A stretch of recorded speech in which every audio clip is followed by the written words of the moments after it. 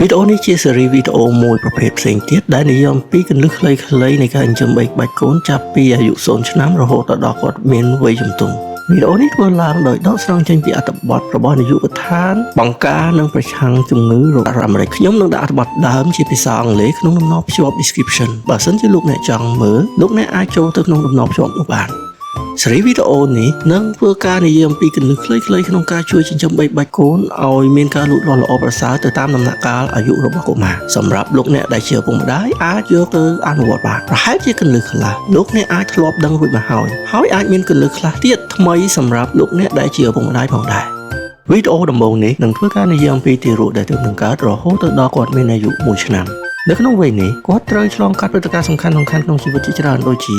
គាត់ចេះញញឹមចេះក្រឡាប់តោងឈរបោះជំហានដើរជាលើកដំបូងឬក៏គាត់លើកដៃលាទៅកាន់ឪពុកម្ដាយជាដើមហើយការលូតលាស់នេះកើតចេញអំពីការលេងនិយាយរៀនធ្វើសកម្មភាពផ្សេងៗក៏ដូចជាគាត់ធ្វើចលនាផ្សេងៗផងដែរក្នុងឆ្នាំដំបូងនៃជីវិតរបស់កុមារមានការលូតលាស់ផ្នែកផ្សេងៗទៀតនៃជីវិតរបស់គាត់ដោយរួមទាំងផ្នែកពុទ្ធិឬក៏អាចនិយាយបានថាជាការគិតនិងភាសាគាត់មិនមែនគ្រាន់តែចេះនិយាយកកាកកើឬប៉ាប៉ាម៉ាក់ម៉ាក់ប៉ុណ្ណោះនោះទេគាត់ក៏ចាប់ផ្ដើមរៀនសម្គាល់មុខនិងស្គាល់ឈ្មោះខ្លួនឯងផងដែរក្នុងកំឡុងពេល1ឆ្នាំដំបូងនៃជីវិតរបស់គាត់ចាប់ផ្ដើមផ្សារភ្ជាប់ទំនាក់ទំនងផ្លូវអារម្មណ៍ជាមួយនឹងអ្នកមើលថែរបស់គាត់ដែលជាធម្មជាតិគឺជាឪពុកម្ដាយតាមរយៈការលួងលោមបំបងអែលលើគាត់បីលេងជាមួយគាត់ជាដើមការឆ្លើយតបជាទៀងទាត់និងទាន់ពេលវេលារបស់អ្នកថែទាំជាមួយនឹងទារកគឺជាផ្នែកមួយយ៉ាងសំខាន់ក្នុងការកសាងទំនងតាក់ទងផ្លូវចិត្តក៏ដូចជាទំនុកចិត្តរបស់ទារកលើអ្នកមើលថែការឆ្លើយតបនេះនឹងបង្កើតឲ្យមានការលូតលាស់ផ្នែកសង្គមហើយវានឹងប្រែក្លាយទៅជាមូលដ្ឋានសម្រាប់កសាងទំនាក់ទំនងជាមួយនឹងអ្នកដទៃនៅពេលដែលគាត់ចម្រើនវ័យធំឡើងនៅពេលខាងមុខមុនបន្តចូលកន្លឹះចិញ្ចឹមបីបាច់កូនបន្តទៀតប្រសិនបើអ្នកចូលចិត្តវីដេអូប្រភេទនេះសូមជួយ Subscribe ហើយប្រសិនបើអាចលោកអ្នកសូមជួយចុច Like លើវីដេអូនេះសម្រាប់ជាការលើកទឹកចិត្តផងដែរលោកអ្នកក៏អាចចែករំលែកបទពិសោធន៍ដែលលោកអ្នកមានទាក់ទងនឹងការចិញ្ចឹមបីបាច់បកូននៅក្នុង Comment បានហើយប្រសិនបើមានសំណួរខ្ញុំពិតជារីករាយចង់ដឹងដូចគ្នាដែរវីដេអូនេះនឹងធ្វើការនិយាយពីចំណុចសំខាន់3ដើម្បីសាងមូលដ្ឋានគ្រឹះសម្រាប់កុមាររួមមានទី1កន្លឹះខ្លីៗក្នុងការចិញ្ចឹមបីបាច់កូនដោយលក្ខណៈវិជ្ជមានទី2ការការពារសុវត្ថិភាពនិងទី3ការថែទាំសុខភាពជាដំបូងយើងមកនិយាយអំពីកន្លឹះនៃការចិញ្ចឹមបីបាច់កូនលក្ខណៈវិជ្ជមានទី1យើងត្រូវនិយាយទៅកាន់ទារកនៅពេលដែលឮសំឡេងទារកនឹងចំណាំសំឡេងរបស់លោកអ្នកហើយគាត់នឹងមានអារម្មណ៍ស្ងប់នៅពេលដែលបានឮសំឡេងរបស់លោកអ្នកជាពុកម្ដាយជាពិសេសអ្នកដែលថែទាំគាត់ជាប្រចាំឆ្លើយតបនឹងតម្រូវការរបស់ទារកនៅពេលទារកបង្កើតជាសំឡេងណាមួយលោកអ្នកអាចប្រើសំឡេងដូចគ្នាហើយនិយាយដោយពាក្យបន្ថែមទៀតដើម្បីជួយឲ្យកុមាររៀនឆាប់ចេះភាសាពីកំណើតរបស់ខ្លួនអានសៀវភៅនៅពេលលោកអ្នកអានសៀវភៅអ្វីមួយជាមួយទារកនោះនឹងធ្វើឲ្យគាត់ចាប់ផ្ដើមយល់ដឹងនិងរៀនភាសាក៏ដូចជាសម្គាល់សំឡេងរបស់លោកអ្នកបានផងដែរ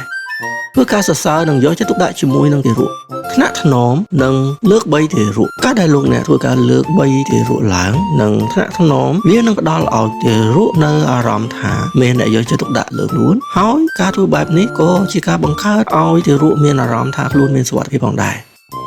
ការលេងជាមួយនឹងទារកសូមលេងជាមួយនឹងទារកនៅពេលដែលគាត់ភ្ញាក់និងពេលដែលគាត់មានពេលទំនេរមិនមានធ្វើអ្វីហើយសូមព្យាយាមកត់សម្គាល់ពីសញ្ញាផ្សេងៗដែលបង្ហាញថាទារកគាត់ហត់នឿយឬអស់កម្លាំងដើម្បីទុកពេលឲ្យគាត់បានសម្រាកធ្វើការបង្វែរអារម្មណ៍នៅពេលទារកលោកដៃចាប់អ្វីដែលគាត់មិនគួរចាប់លោកអ្នកអាចយកតុក្កតាមកលេងជាមួយនឹងគាត់ហើយក៏ត្រូវយកទារកទុកនៅកន្លែងមួយដែលគាត់មានសុវត្ថិភាពផងដែរចំណុចសំខាន់មួយទៀតគឺការការពារសុវត្ថិភាពរបស់ទារកទើបនឹងកើតគាត់ត្រូវការពឹងផ្អែកទាំងស្រុងលើអាណាព្យាបាលដូចនេះនៅផ្ទះគួរជាទីកន្លែងមួយដែលគាត់អាចផ្ដល់នូវសុវត្ថិភាពសម្រាប់ពួកគាត់ដោយរួមទាំងសុវត្ថិភាពផ្នែកផ្លូវកាយនិងផ្លូវចិត្តហើយក៏មានរឿងមួយកាន់តែសំខាន់ថែមទៀតផងដែរគឺលោកអ្នកជាឪពុកម្ដាយត្រូវត្រៀមលក្ខណៈផ្លូវកាយនិងផ្លូវចិត្តព្រោះថាទារកនឹងក្លាយជាផ្នែកមួយនៃក្រុមគ្រួសាររបស់លោកអ្នកហើយខាងក្រោមនេះគឺជាគន្លឹះខ្លះៗក្នុងការការពារសុវត្ថិភាពរបស់កុមារសូមកុំចាប់អន្រួនទារកដោយសារតែសាច់ដុំកញ្ចឹងករបស់ទារកនៅមិនទាន់រឹងមាំនៅឡើយការអង្រួនទារកខ្លាំងពេកអាចធ្វើឲ្យប៉ះពាល់ដល់ខួរក្បាលទារកឬក៏អាចបណ្ដាលឲ្យបាត់បង់ជីវិតក៏ថាបានឲ្យទារកគេងផ្កាការដាក់ទារកឲ្យគេងផ្កាជាការជួយបង្ការកុំឲ្យទារកមានបញ្ហាស្លាប់ភ្លាមដោយសារតែថប់ខ្យល់ដង្ហើមនៅពេលដែលកំពុងគេងការពារទារកពីផ្សែងបារី ដោយសារតែសុខភាពទារកនៅខ្សោយនៅឡើយដូចនេះហើយលោកអ្នកគួរតែការពារកុំឲ្យមានផ្សែងបារីក្នុងបរិវេណផ្ទះរបស់លោកអ្នកជាពិសេសនៅពេលដែលលោកអ្នកអនុញ្ញាតឲ្យមានការជក់បារីនៅក្នុងផ្ទះការពារទារកពីការឆ្លាក់ខ្យល់ផ្សេងៗលោកអ្នកជាឪពុកម្ដាយគួរតែធ្វើការកិនអាហារឲ្យបានម៉ត់ល្អដើម្បីជៀសវាងកុំឲ្យកុមារឆ្លាក់ឬអនុញ្ញាតឲ្យកុមារលេងជាមួយនឹងតុក្កតាឬក៏របស់របរតូចៗដែលងាយយកដាក់ក្នុងមាត់ហើយបង្កើតឲ្យមានការឆ្លាក់កើតឡើងសូមជៀសវាងកុំឲ្យកុមារលេងជាមួយវត្ថុដែលគ្របមុខគាត់ជិតជៀសវាងកាន់របស់ក្តៅកំឡុងពេលនៅក្បែរទារកឬកំឡុងពេលដែលលោកអ្នកបីទារកក្នុងដៃសូមយកទារកទៅចាក់វ៉ាក់សាំងទៅតាមការណែនាំរបស់គ្រូពេទ្យនិងក្រសួងសុខាភិបាលយើងមកនិយាយអំពីការថែទាំសុខភាពរាងកាយរបស់កុមារការបំបើកូននិងទឹកដោះម្ដាយគឺសំខាន់ណាស់សម្រាប់ទារកអាយុ6ខែដំបូងហើយទារកដែលមានអាយុលើសពី6ខែគាត់អាចចាប់ផ្ដើមលក់រសជាតិអាហារថ្មីបានហើយទោះជាយ៉ាងណាក៏ដោយទារកដែលមានអាយុចន្លោះពី6ខែដល់1ឆ្នាំទារកត្រូវតម្រូវឲ្យនៅបើកទឹកដោះម្ដាយដដែលទេការបញ្ចុកទារកពេលបញ្ចុកទារកត្រូវធ្វើឡើងដោយយឺតនិងអត់ធ្មត់ហើយធ្វើការលើកទឹកចិត្តទារកសាកល្បងរសជាតិថ្មីដោយជៀសវាងកុំបង្ខំទារកឲ្យសាកល្បងហើយអ្នកក៏ត្រូវពិនិត្យមើលថាគាត់មានឃ្លានអាហារចង់ញ៉ាំបន្ថែមទៀតឬក៏អត់អនុញ្ញាតឲ្យទារកសកម្ម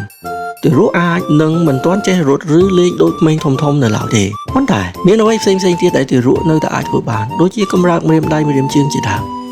អនុញ្ញាតឲ្យក្មេងលេង